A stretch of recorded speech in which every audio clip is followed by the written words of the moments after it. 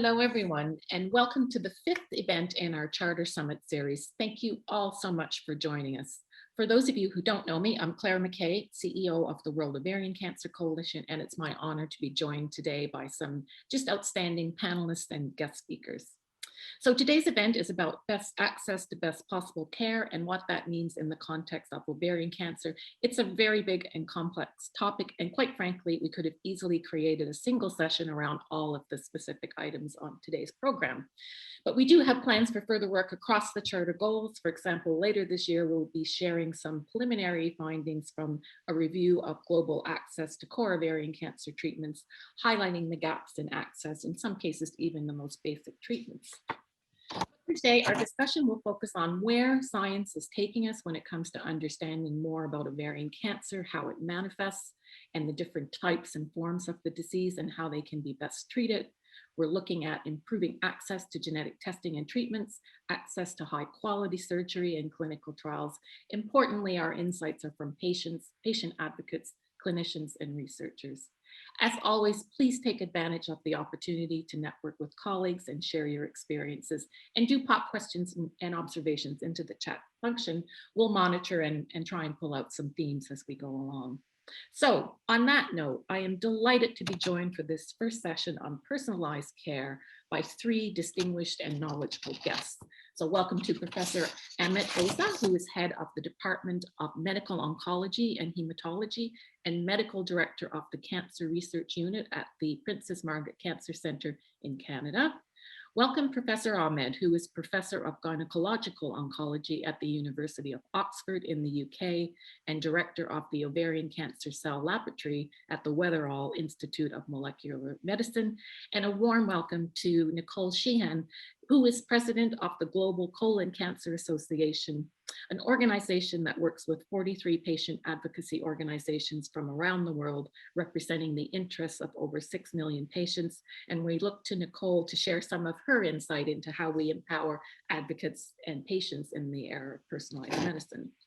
But if I could start with you, Professor Oza, could you chart for us the progress that's been made in the last decade in what we know about ovarian cancer, specifically the different subtypes and their characteristics, and most importantly, what this means for women who are diagnosed in relation to how we now approach treatments? So thank you very much, and thank you for inviting me to participate in this panel. I'm looking forward to the discussion. Ovarian cancer has really been evolving in terms of our knowledge of ovarian cancer over the past decade. Let me just take you back in history, just 20, 30 years ago, when ovarian cancer used to be sort of looked at as one disease entity and treated in a uniform way with surgery and chemotherapy. And the chemotherapy did not really differentiate between different types. Over the course of the past decade, we've really come a long way in terms of, first of all, understanding that ovarian cancer is not one disease, but at least 5 different distinct diseases. Each of these diseases has its own epidemiology, it has its own biologic and molecular characteristics, and it has its own sort of phenotype, which responds to treatment differently. And instead of actually looking at it as a single entity, we need to really now think about it as different distinct diseases, which can be approached in very, very different ways. And I think we've started the journey in terms of actually making that distinction, both in terms of approaching the different subtypes of ovarian cancer and how we treat it. The commonest subtype of ovarian cancer is high grade serous ovarian cancer. The next most common type is endometrioid ovarian cancer. The others that are then seen relatively rarely, but again, the spectrum differs, is low grade serous ovarian cancer, clear cell ovarian cancer, and mucinous ovarian cancer. Each of these has very, very distinct differences in terms of its molecular biology and morphology. And we now sort of really start approaching all of these differently in terms of treatment. Our most sort of systemic therapies are based on the platinum-based regimen. And we really now recognize that the patients who respond best to platinum-based chemotherapy are the patients who have high-grade serous ovarian cancer and perhaps endometrioid ovarian cancer. And the patients who have low-grade serous clear cell and mucinous ovarian cancers respond poorly to these treatments. The other thing that has happened over the past decade is that we've really started actually taking advantage of our improved ability to molecularly profile tumors and understand the biology at a sort of much more DNA and proteomic level. And you'll hear more about this. But we do really now recognize that these distinct genomic differences actually influence the approach to treatment, their inherent predisposition in some populations, and how they respond to treatment, and what type of treatments can be more effective, and perhaps where we need to go further. The one other sort of thing that has happened over the past decade, just as an overview, is that we've really started making very good inroads in terms of much more targeted therapies. And so in addition to the chemotherapy armamentum that we had, we've really now gone a long way in terms of incorporating molecularly targeted approaches to treatment, particularly starting with anti-angiogenic agents and VEGF inhibitors, with bevacizumab leading the way for anti-angiogenics. And then the next revolution was using PARP inhibitors, which really came from understanding the biology of ovarian cancer. And this has now really become a mainstay of most ovarian cancer treatments, particularly in high-grade serous ovarian cancer. So I think that we've come a very long way over the past decade in terms of improving our treatment strategy. We still have a very long way to go, though. So it's kind of exciting because it sounds like we're moving away from a crude one-size-fits-all, Right. which wasn't terribly helpful to literally more targeted, personalized, individualized treatments.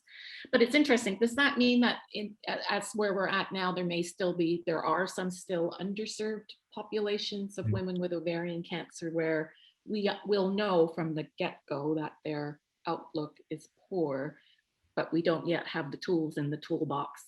Right. So I think you're absolutely right. I think that what we've sort of really, identified is that there are sort of patients who unfortunately have very poor outcome. Ovarian cancer generally, the biggest sort of challenge for us across the board is that oftentimes it's recognized too late, and the treatment has to be initiated at a stage when the ovarian cancer is already advanced. If it's identified very early in stage 1 disease, then we often have very good surgical tools and additional systemic therapy tools. But when it's identified late, we are challenged in terms of overcoming ovarian cancer. And we know that some intrinsic subtypes of ovarian cancer respond very poorly to chemotherapy. And so if they present at an advanced stage and respond poorly to chemotherapy, then our approaches to treatment are hampered. But the question in terms of how we sort of really improve treatment of ovarian cancer across the board, I think is a very fundamental one. It goes to equity in terms of making sure that every woman has the ability to get diagnosed early, that has access to the appropriate treatments, which are identified as the best possible treatments, and then has the ability to sort of navigate this sort of increasingly complex world of molecular subtyping that may influence treatments.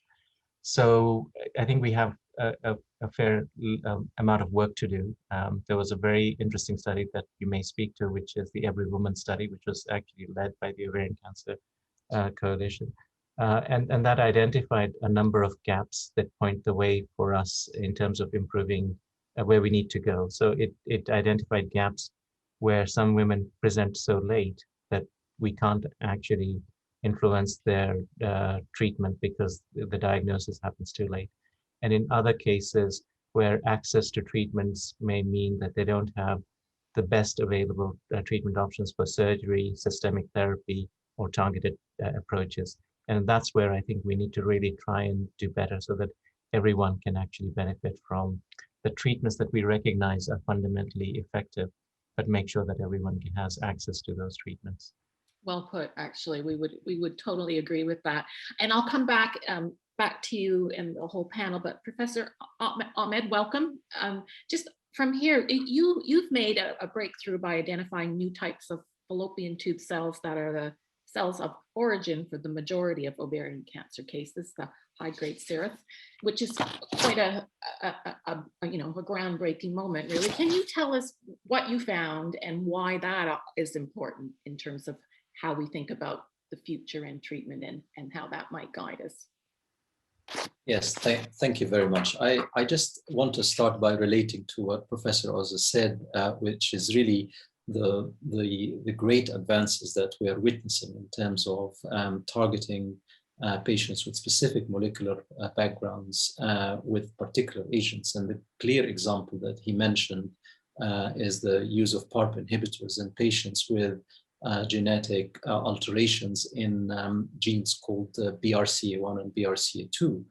And this really was a really very bright example in the ovarian cancer field of how understanding the genetic makeup of ovarian cancer can lead to real breakthroughs in ovarian cancer. So we're now seeing patients surviving free of disease for many years, which is something that really we're not used to seeing in the ovarian cancer field, and that really has been very refreshing. But when you talk about the example of BRCA1 and BRCA2, these are genetic characteristics embedded in the DNA of the tumor itself. So this is really targeting the tumor at the core. But what we are also realizing as researchers is that in addition to the core, these cancer cells can take many faces. So they have that resilience that gives them that we call phenotypic variation. And what we and many others in the field were set out to study is to try to understand and get a feel for what this resilience means, how many faces are there, and how can you quantify these faces. And that's the basis of phenotypic subtyping, that we use a technique called RNA sequencing, which essentially measures the number of RNA molecules in the cell. What we have found is that just going after the cancer itself to try to quantify the number of different masks or phenotypes or faces that a tumor has is really very difficult, because you're always confounded by the background genomic alterations that are in those cancer cells. So instead, our group went to the normal, the non-cancerous cell of origin, which is the fallopian tube, as you very nicely mentioned, that it's, we believe, is the source of the great majority of high-grade serous ovarian cancer, and started characterizing the phenotypes, the different cell states and cell types in the fallopian tube epithelium, with the hope that this characterization can enable us to avoid the confounding noise of genomic alterations in the tumor. And what we found using the technique of single-cell RNA sequencing is that there are at least 4 different subtypes of the non-ciliated cell, in addition to the ciliated cell, altogether making 5 subtypes. And what was very exciting to us is that when we then looked at the markers of those different states and tried to use those markers to subtype the tumors, we found that we were able to identify those subtypes in the tumor itself. So we can classify them into the different 5 subtypes that we discovered in the normal fallopian tube. One particular subtype, which is called the EMT high subtype, we found that the way of classifying it using our classification, which we call the Oxford Classic, it correlates with poor outcome in patients with high-grade serous tumors. So this is irrespective of the genetic makeup and irrespective of whether the tumor has BRCA1 or BRCA2 mutations, BRCA1 or BRCA2 gene mutations. So the implication of that is that in those tumors that are able to present themselves with this particular face, let's call it the EMT face, they are able to resist treatment, chemotherapy, much more effectively, and therefore those particular patients unfortunately have a poor outcome. We found that there are about 17 to 20% of patients have those types of tumors. Wow, it's so interesting. So we have to be thinking about the molecular profiling, but also the phenotype. And so it's and that gives us even more subgroups within, within the cancer. So it's just a fascinating insight, but it comes back to, which maybe is how science develops, that we are identifying, women who will do less well, and will be more resistant to treatment.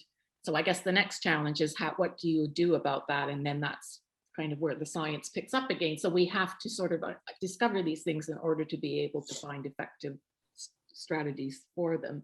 But it's kind of back, and both of you again, because I think it's such an important issue, Amit and Ahmed, about it's so exciting, and it's, for ovarian cancer, very exciting because there's been so few developments. But how do we ensure that the science brings along and tackles the toughest kind of ovarian cancer that need tackling? How do we bring everybody along with progress?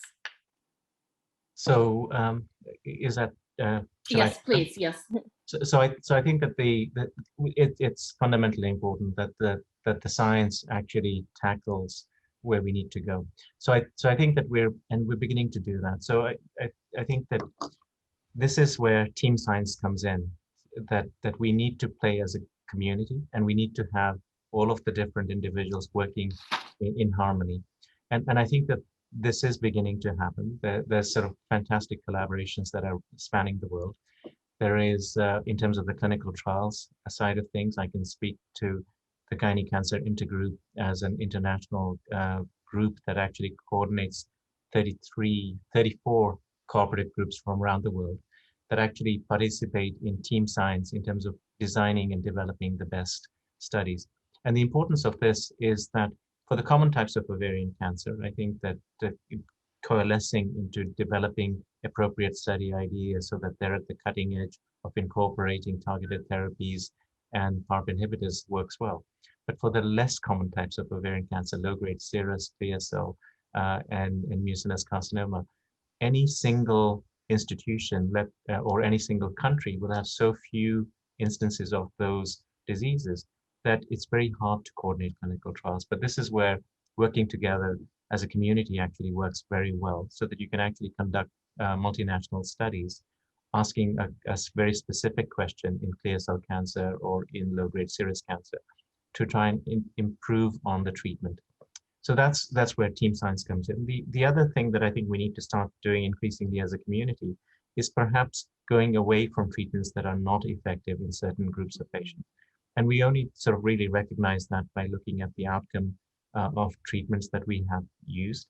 And in settings where, for example, platinum-based treatments are less effective, I think we need to start really taking a step to saying, platinum is not effective, so let's not give an ineffective treatment to many women, only to find that it fails, which we would have predicted. But let's instead try and do something better. So let's understand the biology. Let's understand what would be a new and perhaps an improved treatment that would be a targeted agent, perhaps based on a likely molecular profile that we can start using instead. And I think that has two effects. One is that it saves women from having ineffective treatments, which could be toxic and could potentially delay trying something new or different. And secondly, I do believe that there's increasing evidence that in some settings, giving treatment may in fact change the microenvironment and may change the tumor characteristics, so that a tumor that perhaps is then exposed to a subsequent targeted therapy, if it has previously been exposed to a platinum compound, may in fact respond less well to a targeted agent or immunotherapy. And so I think that if we are more mindful in terms of incorporating evidence and precision and biology at the outset, we will start seeing an improvement in the results of our clinical trials. And we'll be able to ask more questions, so that because we haven't beaten up with toxicity, so that we can actually try something new and different at an earlier stage. So I think we need to really start having an honest conversation with ourselves, with our patients, that in some settings, we have very good treatments that are very effective, but in other settings, we have a very long way to go before we can actually say treatments are effective. And in those settings, what we need to really fundamentally do as a community is to incorporate science and research so that we can actually do better than an off-the-shelf treatment. So I think that will help a lot. That is so interesting, and just, it almost goes against our natural instinct, which is to immediately treat with what you have and hope for the best. But that's the case to be made for actually a more thoughtful, approach seems really compelling. Ahmed, I wanted, if you wouldn't mind commenting on, we've talked a lot about science. It's really exciting, and we can just, it's just so encouraging. But we know it's not the case for all women around the world in terms of access. And do you have thoughts about what we need to do to ensure that women in low resource settings can benefit from some of this science and these developments? Yes, I think that actually the effort around cancer stratification using molecular stratification is actually quite important, because even in the low income setting, you want to really maximize the benefit of using your available limited resources. So if you know from the outset that there is a particular group of cancers are going to benefit from this new targeted therapy, that's where you really want to spend your resources and direct them. And that goes to many of the new targeted agents. So I really think that molecular subtyping can really play an important role in directing resources in the low income setting.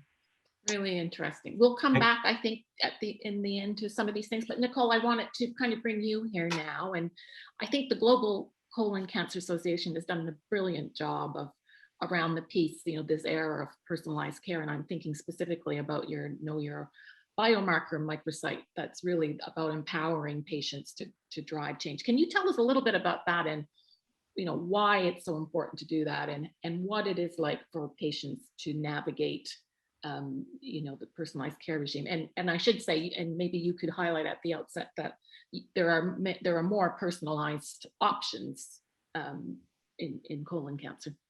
Absolutely. So first, thank you so much for the opportunity to share our experience in the colorectal cancer field. We have learned so much from the breast cancer disease state, as well as lung cancer community. And so for patient advocacy groups, it's so valuable to learn from each other. And I think it's very appropriate based on where ovarian cancer is, as well as where colorectal cancer is. And even if the cancer is not the same, so many of the lessons and actions that patient advocacy groups can take, as well as patients, the lessons and the opportunities remain the same, even if the disease is different. So just where colorectal cancer is, we've obviously come a far way since the approval of the first treatment of 5-FU, as it's known, in 1958. And then when Herceptin was approved in 1998, it was not for HER2 positive for breast cancer. That's when we first started hearing our community saying, well, one, what is targeted therapy? And two, when is that going to be an option for us? And so we've kind of continually looked at the breast cancer community as almost our gold standard of, we want a colorectal cancer patient or caregiver to be as educated as they are, because we would cross paths and say, wow, this patient knows so much about their options for care. And so it's been very helpful to look across disease states. But Know Your Biomarker was created because of a very specific need, which is that there are today more than 15 different drug treatment options for colorectal cancer. And then, of course, it depends on where you are in the world, but that's a fairly large number, and several have been approved recently. The problem that we face then is that biomarkers predict not only how a patient will do, but also tells you critical information about which patients should not be on a therapy. And so that is a message that we want to make sure patients are armed with that information when they're speaking with their doctors. So That's really why we built the program, was to ensure that patient advocacy groups could utilize the materials that we have, as well as patients to be able to walk into the doctor's office and ask those critical questions to ensure that their treatment options are discussed, because many of these are not just treatment options that maybe add a couple of months to a patient's life, but are in many cases actually offering that coveted NED, no evidence of disease status, that every patient is looking for. That's really amazing. And it's interesting you talked about the 15 sort of different treatment options. And I think earlier someone said in ovarian, we probably tally about 5. So it's sort of a measure of, the comparison. So how do, what's the next challenge? So we arm patients and patient advocacy organizations and empower them with this. Are people actually then, does it follow through in terms of the actual access to the treatments? Well, so access is a completely different issue where we, face and partner globally, on a country level, even in the US, on a state level.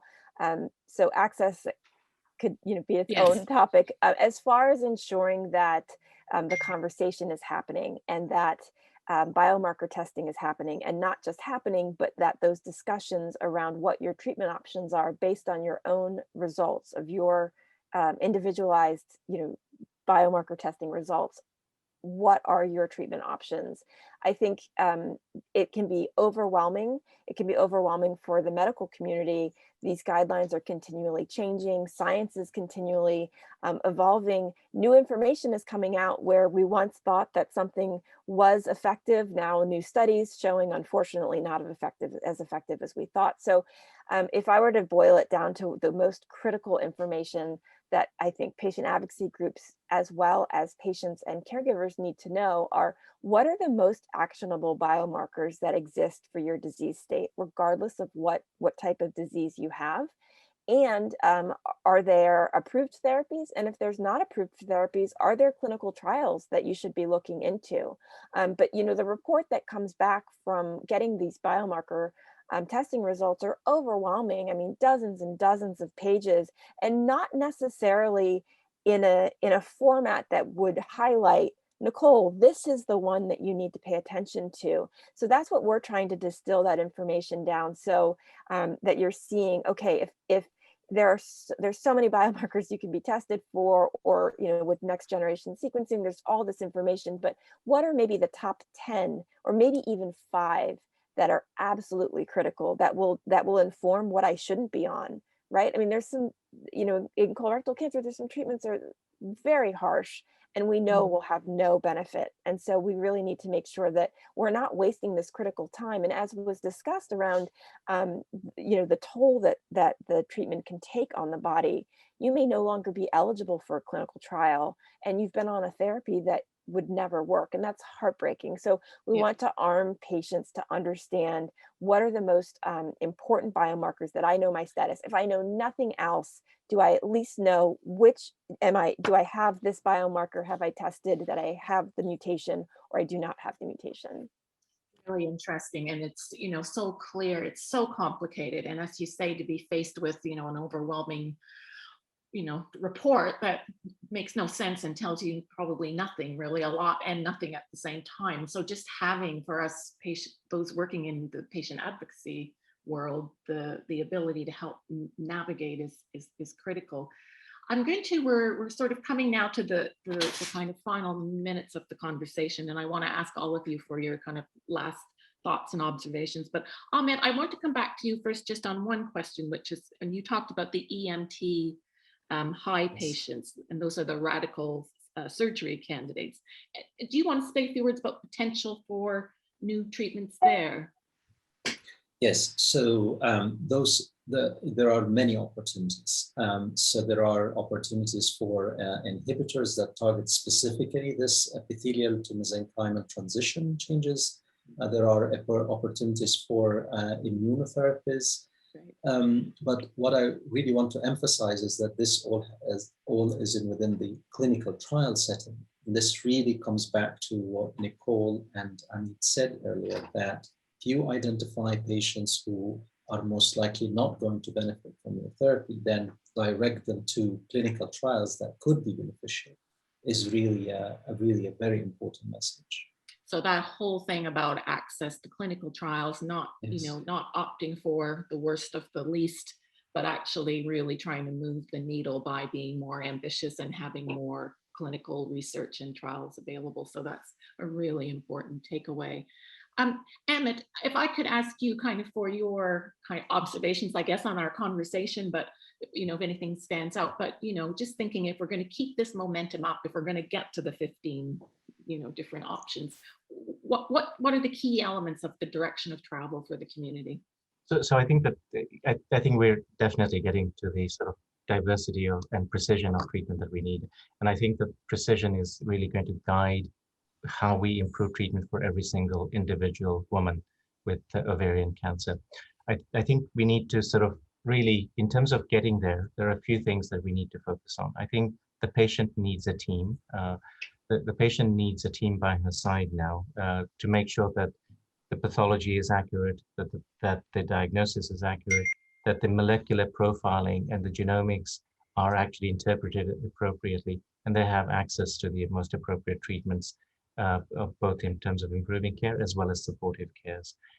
I think that in terms of actually making this available, I think it's also really critically important that, and again, to paraphrase Kennedy and Rahul Gandhi, the rising tide lifts all boats, but it's really important that every woman has a boat in order for everybody to be able to benefit. And I think that that's the direction that we really need to go in.